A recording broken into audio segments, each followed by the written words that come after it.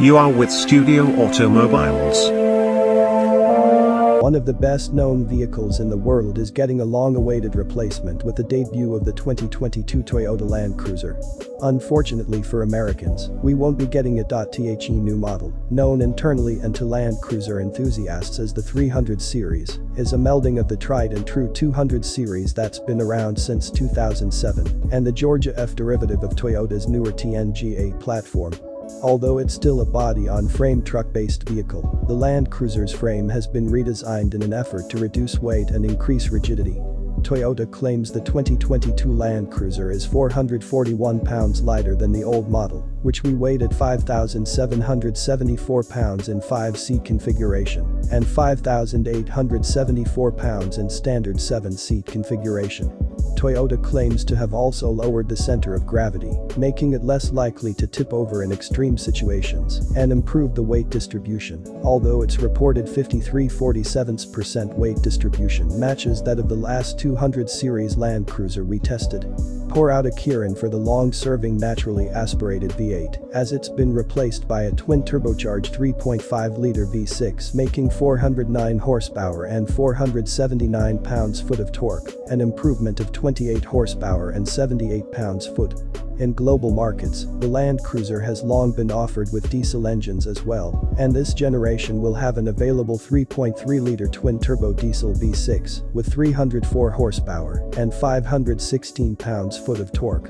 Both engines will mate to a 10-speed automatic transmission and feature full-time 4-wheel drive with a 2-speed transfer case. In certain markets, a naturally aspirated gas V6 with a 6-speed automatic will also be available. Regardless, Toyota notes the engine and transmission sit 2.8 inches further back and 1.1 inches lower in the new SUV relative to the old one. Putting down the power is an updated suspension, though details are thin. The independent front and live-axle rear suspension designs remain, but the company claims to have improved articulation all around. Toyota's Kinetic Dynamic Suspension System (KDSS) has been updated to EKDSS, though no details were given. KDSS worked by using hydraulic pressure to modify the resistance of the anti-roll bars or effectively disable them, improving both on-road and off-road performance as needed. We surmise EKDSS replaces the centrally mounted hydraulic pump and lines with a pair of pumps, one for each axle, which may allow the system to control the axles separately for greater control of body and wheel movements. Also assisting off-road are a pair of electronic aids: Multi-Terrain Monitor and Multi-Terrain Select. The former is a camera system that allows the driver to see obstacles that may be obscured by the hood or other parts of the vehicle. The latter automatically changes the drive mode based on the terrain, rather than requiring the driver to do it manually. ALL of the suspension and off-road tech updates were reportedly put through their paces by both Toyota engineers and professional drivers from the company's Dakar Rally team. Getting anywhere off-road requires clearance and good approach, departure, and breakover angles. Toyota has not provided these figures yet, but it does say the exterior dimensions and approach and departure angles are the same as the previous model, despite the new styling. This would make the new Land Cruiser 194.9 inches long, 77.9 inches wide, and 74.0 inches tall, with a 32-degree approach angle and 24-degree departure angle. Ground clearance is likewise unspecified at this time. The 200 series had 9.1 inches. The wheelbase of the new SUV, however, measures the same 112.2 inches as its predecessor. The new Land Cruiser's bodywork, which we've seen in previously leaked images, is more blocky and features a bigger grille, but is clearly evolved from the previous model. Toyota says features such as the headlights and taillights were deliberately mounted as high as possible, where they'd be less likely to be damaged off-road. 3 different front ends are offered, 2 feature horizontal grille slats and a more street-friendly appearance, while the GR Sport trim wears a black grille and bumper that adds a more off-road ready look to the model. The inside scoop 2022 Land Cruiser is entirely new inside as well. Up front is a more modern horizontal dash supported by a blocky center stack topped with a widescreen infotainment display.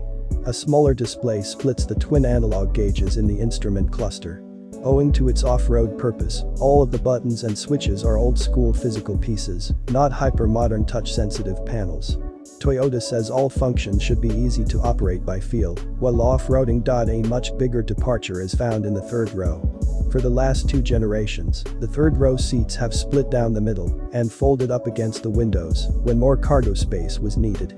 This design is gone, replaced by more traditional seats which fold flat into the floor. Toyota also updated the Land Cruiser's safety tech with its Toyota Safety Sense suite of technology. In addition to vehicles, pedestrians, and cyclists, the system now also recognizes vehicles crossing at intersections and can intervene with steering and lane keep assistance when the driver makes an emergency crash avoiding maneuver.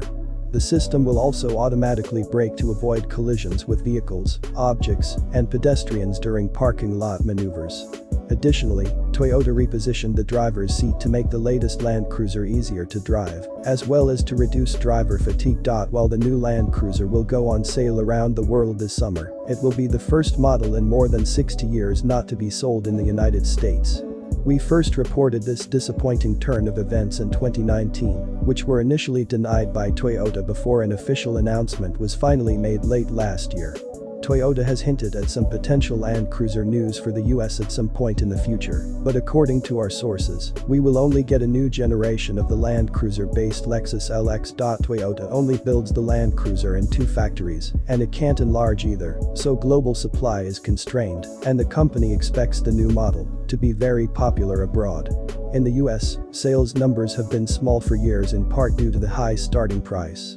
The Lexus LX sells at a higher price with a commensurately higher profit margin, so rather than continue to sell both, Toyota will only sell the more profitable Lexus model in our neck of the woods. We expect information on the next generation LX to be announced later this year now that the 300 series Land Cruiser has finally been revealed.